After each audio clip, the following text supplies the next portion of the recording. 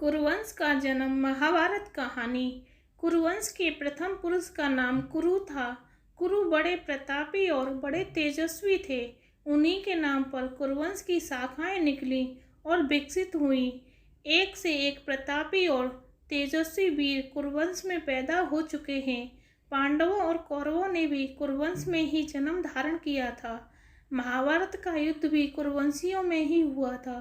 किंतु कुरु कौन थे और उनका जन्म किसके द्वारा और कैसे हुआ था, वेद व्यास जी ने इस पर महाभारत में प्रकाश डाला है। हम यहाँ संक्षेप में उस कथा को सामने रख रहे हैं। कथा बड़ी रोचक और प्रेरणादायिनी है। अति प्राचीन काल में हस्तिनापुर में एक प्रतापी राजा राज्य करता था। उस राजा का नाम श्रवण था। वह सूर्य के समान तेजवान था और प्रजा का बड़ा पालक था। स्वयं कष्ट उठा लेता था, पर प्राण देकर भी प्रजा के कष्टों को दूर करता था। श्रवण सूर्य का अनन्य भक्त था।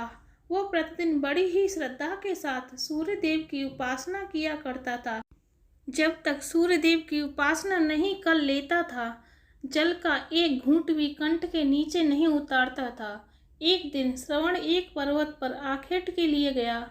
जब वह हाथ में धनुष बाण लेकर पर्वत के ऊपर आखेट के लिए भ्रमण कर रहा था, तो उसे एक अति सुंदर युवती दिखाई पड़ी। वह युवती सुंदरता के सांचे में ढली हुई थी। उसके प्रत्येक अंग को विधाता ने बड़ी ही रुचि के साथ संवार कर बनाया था। श्रवण ने आज तक ऐसी स्त्री देखने की कौन कहे कल्पना तक नहीं की थी। श्रवण स्त्री पर आसक्त हो गया। सब कुछ भूलकर अपने आप को उस पर निछावर कर दिया। वह उसके पास जाकर त्रसित नेत्रों से उसकी ओर देखता हुआ बोला, तन्वंगी, तुम कौन हो? तुम देवी हो, गंधर्व हो या किन्नरी हो? तुम्हें देखकर मेरा चित्त चंचल हो उठा। तुम मेरे साथ गंधर्व विवाह करके सुभोग भोग करो। पर युवती ने श्रवण की बातों का कुछ भी उत्तर नहीं दिया। वह कुछ क्षणों तक श्रवण की ओर देखती रही, फिर अदृश्य हो गई। युवती के अदृश्य हो जाने पर श्रवण अत्यधिक आकुल हो गए। वो धनुष बाण फेंककर उन्मत्तों की भांति विलाप करने लगा। सुंदरी, तुम कहाँ चली गई? जिस प्रकार सूर्य के बिना कमल मुरझा जाता है और जिस प्रकार पानी के बिना पौधा सूख जाता है, उसी प्रकार तुम्हारे बिना मैं जीवित नहीं रह सकता। तुम्हारे सौंदर्य ने मेरे मन को चुरा लिया है। तुम प्रकट होकर मुझे बताओ कि तुम कौन हो और मैं तुम्हें किस प्रकार पा सकता हूँ। युवती पुनः प्रकट हुई। वो श्रवण की ओर देखती हुई बोली, राजन, मैं स्वयं आप पर मुग्ध हूँ, पर मैं अपने पिता की आज्ञा के बस में हूँ। मैं सूर्य देव की छोटी पुत्री हूँ। मेरा नाम तप्ती है। जब तक मेरे पिता आज्ञा नहीं देंगे, मैं आपके साथ विवाह नहीं कर सकती। यदि आपको मुझे पाना है तो मेरे पिता को प्रसन्न कीजिए। युवती अपने कथन को समाप्त करती हुई पुनः अदृश्य हो गई। श्रवण पुनः उन्मत्तों की भांति विलाप करने लगा। वह आकुलित होकर पृथ्वी पर गिर पड़ा और तपती तपती की पुकार से पर्वत को ध्वनित करने लगा। श्रवण तपती को पुकारते पुकारते धरती पर गिर पड़ा और बेहोश हो गया। जब उसे होश आया तो पुनः तपती याद आई और याद आया उसका कथन, यदि मुझे पाना चाहते हैं तो मेरे पिता सूर्यदेव को प्रसन्न कीजिए। उनकी आज्ञा के बिना मैं आपसे विवाह नहीं कर सकती। श्रवण की रंगों में विद्युत की तरंग सी दौड़ उठी। वो मन ही मन सोचता रहा, वो तप्ती को पाने के लिए सूर्य देव की आराधना करेगा। उन्हें प्रसन्न करने में सब कुछ भूल जाएगा। श्रवण सूर्य देव की आराधना करने लगा। धीरे धीरे सालों बीत गए। श्रवण तप करता रहा। आखिर सूर्य देव के मन में श्रवण की परीक्षा लेने का विचार उत्पन्न हुआ। रात का समय था। चारों ओर सन्नाटा छाया हुआ था। श्रवण आंखें बंद किए हुए ध्यानमग्न बैठा था। सहसा उसके कानों में किसी की आवाज़ पड़ी, श्रवण, तू यहाँ पर तप में संलग्न है। तेरी राजधानी आग में जल रही है। श्रवण फिर भी चुपचाप अपनी जगह पर बैठा रहा। उसके मन में रंच मात्र भी दुख पैदा नहीं हुआ। उसके कानों में पुनः दूसरी आवाज़ पड़ी, श्रवण, तेरे कुटुंब के सभी लोग आग में जलकर मर गए, किंतु फिर भी वह हिमालय सा दृढ़ होकर अपनी जगह पर बैठा रहा। उसके कानों में पुनः तीसरी बार कंठ स्वर पड़ा, श्रवण, तेरी प्रजा अकाल की आग में जलकर भस्म हो रही है। तेरे नाम को सुनकर लोग थू थू कर रहे हैं। फिर भी वह दृढ़ता पूर्वक तप में लगा रहा।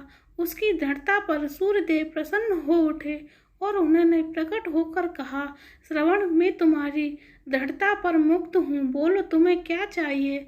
श्रवण सूर्यदेव को प्रणाम करता हुआ बोला, देव, मुझे आपकी पुत्री तप्ती को छोड़कर और कुछ नहीं चाहिए। कृपा करके मुझे तप्ती को देकर मेरे जीवन को कृतार्थ कीजिए। सूर्यदेव ने प्रसन्नता की मुद्रा में उत्तर दिया, श्रवण, मैं सब कुछ जानता हूँ। तप्ती भी तुमसे प्रेम करती है। तप्ती तुम्हारी है। सूर्यदेव ने अपनी पुत्री तप्ती का श्रवण के साथ विधिवत विवाह कर दिया। श्रवण तप्ती को लेकर उसी पर्वत पर रहने लगा और रंग रंग में अपनी प्रजा को भी भूल गया। उधर श्रवण के राज्य में भीषण अकाल पैदा हुआ। धरती सूख गई, कुएं, तालाब और पेड़ पौधे भी सूख गए। प्रजा भूखों मरने लगी। लोग राज्य को छोड़कर दूसरे देशों में जाने लगे। किसी देश का राजा जब राग रंग में डूब जाता है तो उसकी प्रजा का यही हाल होता है। श्रवण का मंत्री बड़ा बुद्धिमान और उदार हृदय का था। वो श्रवण का पता लगाने के लिए निकला। वह घूमता घामता उसी पर्वत पर पहुंचा जिस पर श्रवण तप्ती के साथ निवास करता था। श्रवण के साथ तप्ती को देखकर बुद्धिमान मंत्री समझ गया कि उसका राजा स्त्री के सौंदर्य जाल में फंसा हुआ है। मंत्री ने बड़ी ही बुद्धिमानी के साथ काम किया। उसने श्रवण को वासना के जाल से छुड़ाने के लिए अकाल की आग में जलते हुए मनुष्यों के चित्र बनवाए। वह उन चित्रों को लेकर श्रवण के सामने उपस्थित हुआ। उसने श्रवण से कहा, महाराज, मैं आपको चित्रों की एक पुस्तक भेंट करना चाहता हूँ। मंत्री ने चित्रों की वह पुस्तक श्रवण की ओर बढ़ा दी। श्रवण पुस्तक के पन्ने उलट पुलट कर देखने लगा। किसी पन्ने में मनुष्य पेड़ों की पत्तियां खा रहे थे, किसी पन्ने में माताएं अपने बच्चों को कुएं में फेंक रही थी, किसी पन्ने में भूखे मनुष्य जानवरों को कच्चा मांस खा रहे थे और किसी पन्ने में प्यासे मनुष्य हाथों में कीचड़ लेकर चाट रहे थे।